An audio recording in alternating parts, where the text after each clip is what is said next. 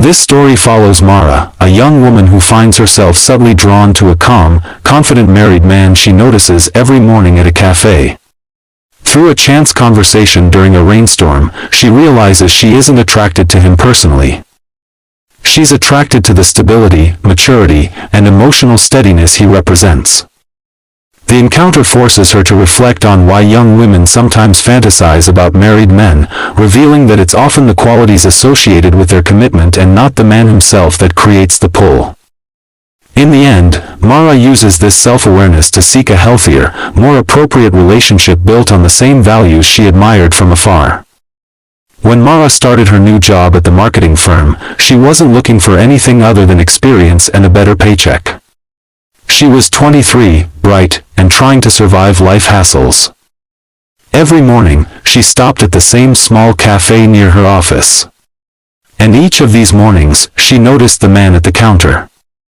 He wasn't flashy. He dressed simply. Clean shirts, a wristwatch, and nothing loud.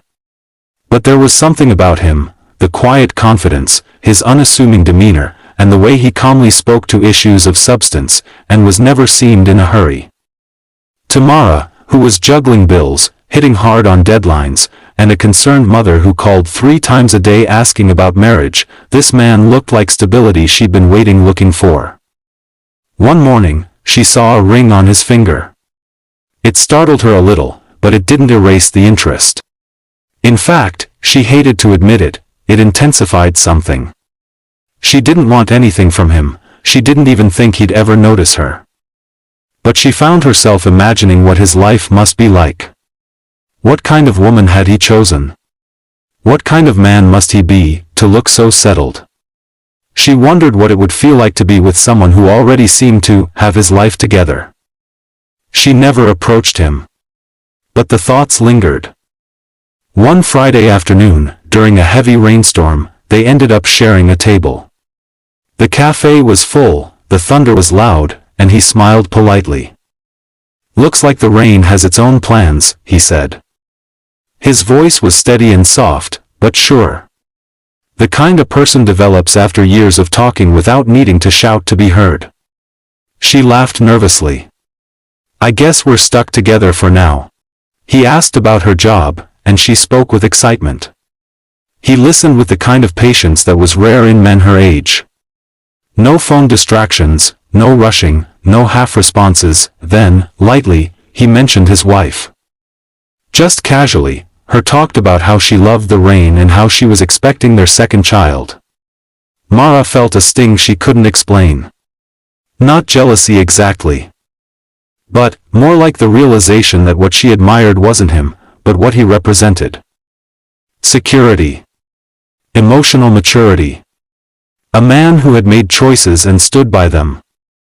A life that looked organized, thoughtful, and complete. Something she desperately wanted for herself one day. She excused herself soon after, politely, and he thanked her for the conversation. No lines crossed.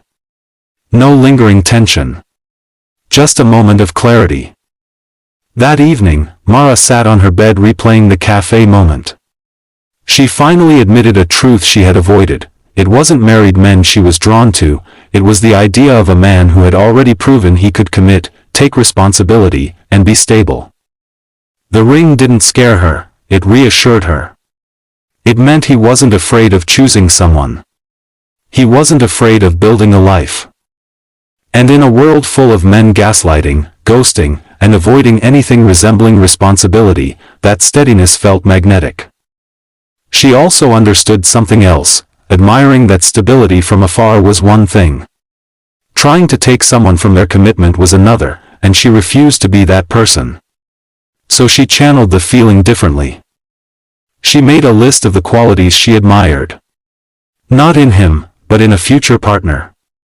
Emotional availability, consistency, maturity, kindness, and intentionality. For the first time, she felt clear about what she deserved. Months later, she met a man her age. His name was Michael.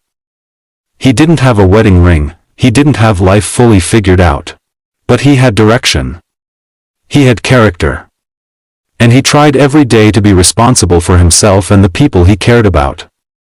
Mara realized she was drawn to him for the same reasons she once found herself fantasizing about the man in the cafe, but this time, the circumstances were right.